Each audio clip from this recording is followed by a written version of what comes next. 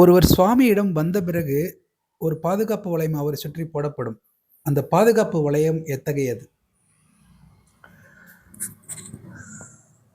சாமிகிட்ட வந்த உடனே அந்த பாதுகாப்பு ஒருத்தனுக்கு தனக்குள்ளே ஏற்படும். நம்ம ஏதோ ஒரு ஒரு புயல் காற்றுலேருந்து தப்பிச்சு ஒரு பாதுகாப்பான இடத்துக்குள்ள வந்த மாதிரி ஒரு ஃபீலிங் வரும்.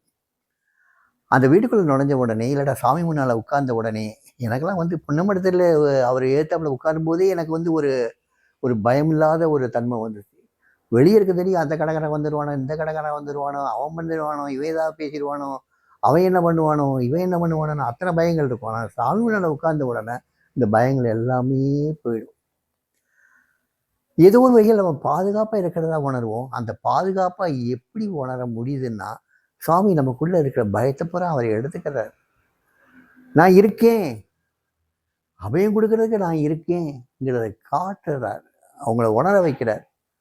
அந்த உணர வைக்கும்போது அந்த அவருடைய பாஷை வந்து என்றைக்குமே மொழி இல்லாத ஒரு உணர்வு தான் அவருடைய பாஷை. அவருக்கு அபய ஹஸ்தம் காட்டும் போதே, கையை காட்டும் போதே பார்த்தீங்கன்னா, உங்களுக்குள்ள ஏதோ ஒன்று உங்கள் கண்ணுக்கு புறப்படாமல் உங்கள் உணர்வுகளுக்கும் அப்பாற்பட்டு உங்கள் மனசில் வந்து ஒரு அமைதி நிலவ வச்சிடும். அவர் கையை காட்டுற அழகே தனியாக இருக்கும். அதுவும் இப்படி காட்டுவார். போகட்டும் போகட்டும், அப்படி அந்த பயமெல்லாம் போயிடட்டுங்கிறதுக்காக காட்டுவார். சில சமயங்கள் இப்படி காட்டுவார், இப்படி காட்டுவார். நல்லா இருங்க நல்லா இருங்கன்னு சொல்கிற மாதிரி. இன்னும் சில சமயங்கள் வந்து இப்படி காட்டுவார். நான் இருக்கேனே, நீ ஏன் பயப்படுற, நான் இருக்கேனே. ஸோ பல விதங்களில் பல திசைகளில் காட்டுவார். ஸோ அங்கே வரும்போதே ஒரு பாதுகாப்பு உங்களுக்குள்ளே வந்துடும். அதுக்கு தகுந்தபடி நீங்கள் வெளியே அவர்கிட்ட போகும்போதும் பார்த்தீங்கன்னா, உங்களுக்கு அந்த பாதுகாப்பு வளையம் கூடயே வர்ற மாதிரி இருக்கும். உங்களுக்கு மழையாக தெரிஞ்ச சில கஷ்டங்கள் எல்லாம் பனியாக உருகி போயிடும் காலப்போக்கில். அப்போ தான் உங்களுடைய சாமியினுடைய மகிமை உங்களுக்கு தெரிய வரும். அப்போது முந்திலாம் ஒரு சொல்லுவாங்கள்ல, ஒரு கதவு மூடினா இன்னொரு கதவை பகவான் திறப்பான்னு. அதே தான் சாமி. நீங்கள் உலகம் ஒரு கதவை உங்களுக்கு மூடிச்சுன்னா, சாமி உங்களுக்காக பல கதவுகளை திறந்து வைப்பார். நான் ரொம்ப கஷ்டத்தில் ஒரு தடவை இருக்கும்போது என்னை பாடிக்கிட்டே இருப்பேன். அப்போ என் பக்கத்தில் ஒரு வயசானவர் உட்கார்ந்து, சாமி இந்த விளையாண்டா நல்லா பாடான சாமி, யார் சாமி இவன் அப்படின்னு சொல்லி கேட்குறாப்புல. சாமி சொல்கிறாரு, he was a businessman, he met with a huge loss. Nowadays he is taking shelter at the feet of my father, Arunachaleswara அப்படிங்கிறார். பெரிய வியாபாரி, ரொம்ப நஷ்டமாகி போச்சு.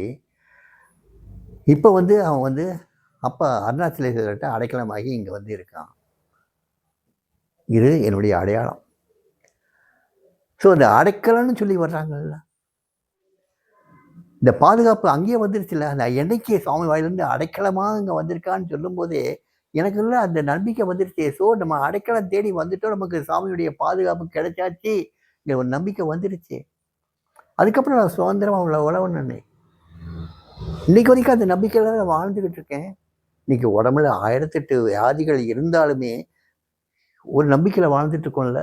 கிட்டத்தட்ட இந்த 80 நெருங்கக்கூடிய வயதுகளில் நானும் என் மனைவியும் இவ்வளவு ஒரு ஊருக்கு ஒதுக்குப்புறமா இருக்கக்கூடிய ஒரு வீட்டில் தனியாக வாழ்கிறோம்னா நினைச்சு பாருங்க. எப்படி ஒரு பாதுகாப்பு வளையம் எங்களுக்கு இருக்கு. எங்களை சுற்றி இருக்கவங்க பூராம அப்படி எங்களை பாதுகாத்துடுறாங்கல்ல. யாருன்னே தெரியாதவங்க அவங்க எல்லாருமே. எங்கள்கிட்ட வேலை பார்க்குறவங்களாகட்டும், எங்களை தெய்வங்களாக வச்சு கொண்டாடுறாங்க. எங்களை அப்படி பத்திரமா பாதுகாத்துடுறாங்க. எங்களுக்கு வேலைக்கு ஆகாரம் பண்ணி கொடுத்துட்றாங்க. எங்களுடைய வாட்ச்மேன் ஆகட்டும், எல்லாருமே இந்த ஊரில் உள்ள ஜனங்கள் பூரா ஆகட்டும், அத்தனை பேரும் எங்கள் மேலே அவ்வளோ ஒரு பிரியம் வச்சுருக்காங்க. இவ்வளோ பேரும் யாருன்னு நினைக்கிறீங்க? அந்த சுவாமியினுடைய ஸ்வரூபங்கள் தானே. ஸோ அந்த பாதுகாப்பு வளையத்துக்குள்ளே தான் நாங்களும் இன்றைக்கும் வாழ்ந்துட்டுருக்கோம்.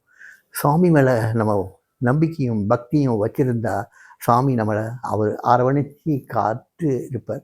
எப்படி ஒரு கோழி பாதுகாத்து இறக்கைக்குள்ளே வச்சுருக்கோ, அதே மாதிரி நம்மளையும் ஒரு பாதுகாப்பாக வச்சுருக்கார். நம்மகிட்டேருந்து சாமி எதிர்பார்க்குறதெல்லாம் ஒன்றே ஒன்று தான். நினச்சிக்கோ என்னை, வேறு எதுக்கு நீ கவலைப்பட வேண்டியதில்லை. என்னை நினச்சிக்கிட்டா போதும்.